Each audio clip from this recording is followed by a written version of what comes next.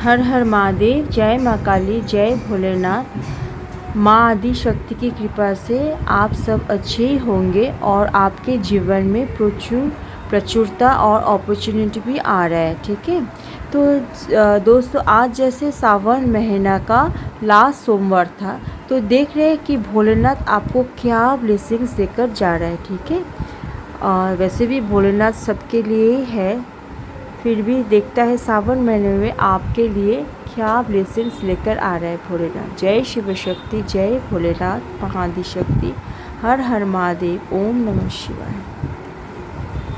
Yes, oh the 3 of cups. Yes, Bholenath बोल रहे हैं कि आपके जीवन में आपका कुछ सेलिब्रेशन आ रहा है जिसका वर्कआउट आपका सक्सेस हुआ है। ठीक है, it's can be, this is a card of reunion and celebration. Someone from your past might come back in your life.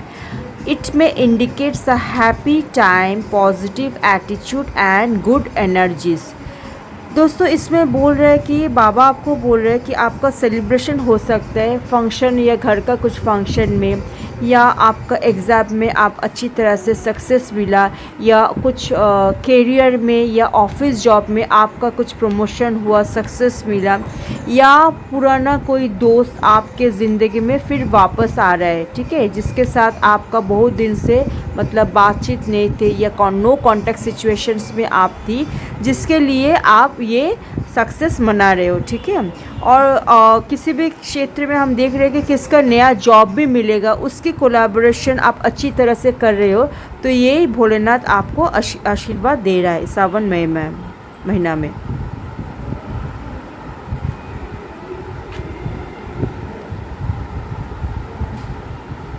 अरे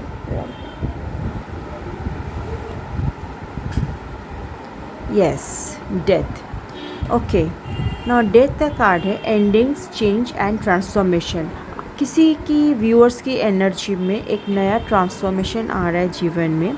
yes, this signifies the spiritual transformation and a time of change and new beginnings, not actual death. देखिए, death का card जब आता है उसका meanings ऐसे नहीं होता है कि मतलब आपका जीवन का ही डेथ है।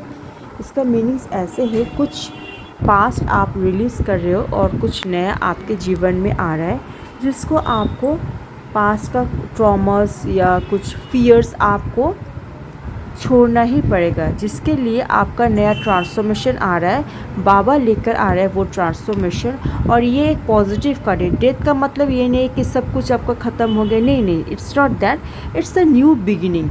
और विथ होप के साथ आपको ये सोचना है कि बाबा जो कर रहे हैं वो भले के लिए आपका कर रहे हैं। ठीक है, इसमें आपको दुविधा रहने की कोई ज़रूरत नहीं है।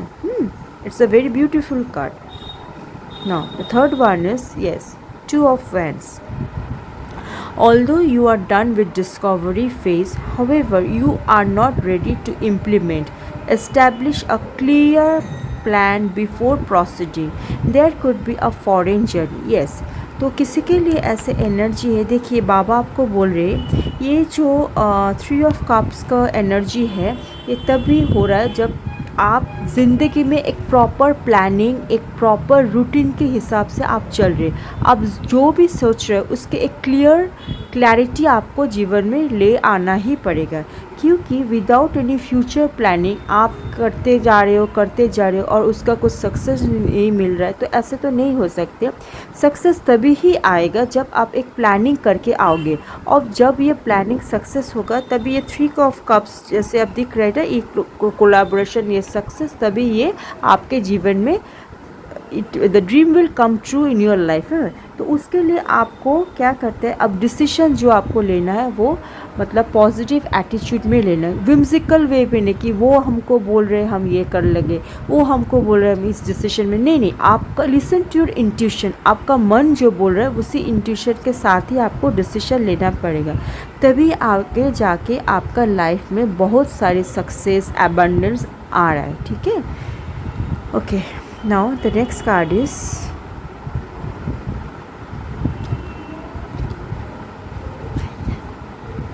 Yes, the king of source.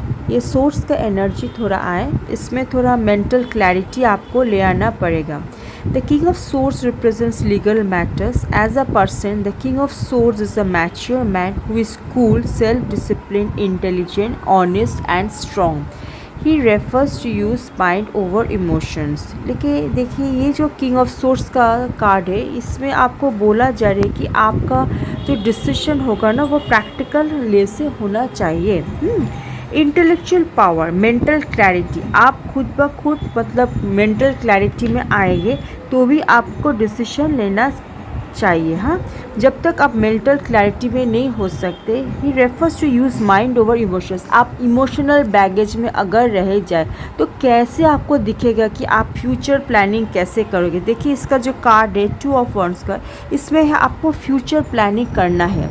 जितना दिन जैसे गए आप मतलब समय बीता, आपको इमोशनल बैगेज को लेके, आपको ट्रॉमा को लेके ऐसे नहीं होगा. बाबा आपको कह रहे हैं कि आपको वो पास्ट वाली एनर्जी से आगे ही बढ़ना है. ठीक है, जिसमें आपका क्लैरिटी मिलेगा. हाँ, और जैसे कि क्लैरिटी मिलेगा वही सक्सेस आपको तभी आएगा जब आप इम्प्लीमेंट कर सकोगे ठीक तरह से, आप पॉजिटिव होके. हाँ, सो आपको ये पास्ट का ट्रॉमा, पास्ट का अटैक, पास्ट का मतलब फियर, लॉसेस, ये भूल के आपको आगे जाना पड़ेगा. ठीक तरह से सोचना पड़ेगा, तभी आपके जीवन में एक नया ओपनिंग, एक नया डोरवे आ रहा है. ठीक है, okay. And the last card I will choose. हर हर महादेव, जय शिव शंभू, जय Bholenath. Okay, 5 of cups. Yes, regret, failure, appointment. Yes yes definitely. देखिए ये जो कार्ड है ये इसके मतलब जैसा ही है कि आपको जो रिग्रेट है, मैं अभी आपको बोल रही थी, जो रिग्रेट है आपके जीवन में वो आपको भूलना ही पड़ेगा. वो डिसअपॉइंटमेंट, वो फियर्स, वो लॉसेस, वो पेनफुल वाला जो रात आपने बिताए. All you can focus on right now is what you went wrong and how you failed and then pull yourself and move on. आपको देखिए मैं अभी आपको बोली कि आपको इस एनर्जी 2 कार्ड जैसे एक ही सिग्नल दे रहा है. बाबा आपको बोलना चाहते कि अब बहुत हो गया है ना, अब बहुत हो गया. आप कितने दिन ऐसे इमोशनल बैगेज में आप रहोगे. जितना आप इमोशनल बैगेज में रहोगे उतना आपका जीवन में समय भी व्यस्त हो रहा है और व्यर्थ हो रहा है, और आपका जीवन में कुछ क्लैरिटी भी नहीं है. आप जैसे कि रिग्रेट एनर्जी में ही पड़े हो. नहीं, ऐसे तो नहीं चलेगा. सबकी लाइफ में एक समय आता है जब का ऐसे मतलब तूफ़ान की तरह मेरा ज़िंदगी हम लोग का ज़िंदगी जाता है. लेकिन इसका मतलब तो नहीं है ना कि सारा ज़िंदगी ऐसे ही बीत जाए. बाबा आपके साथ है तो बाबा आपके लिए इतना सारा अपॉर्चुनिटीज़ लेकर आ रहा है. ठीक है, आपको क्या करना है, आप बाबा का नाम लीजिए, मैसेज कर सकते और हनुमान चालीसा का पाठ कीजिए. ठीक है, इससे क्या होता है आपका मन में जो संकट है वो चले जाएंगे और आप दृढ़ता के साथ आगे चल सकेंगे. तो हनुमान चालीसा ज़रूर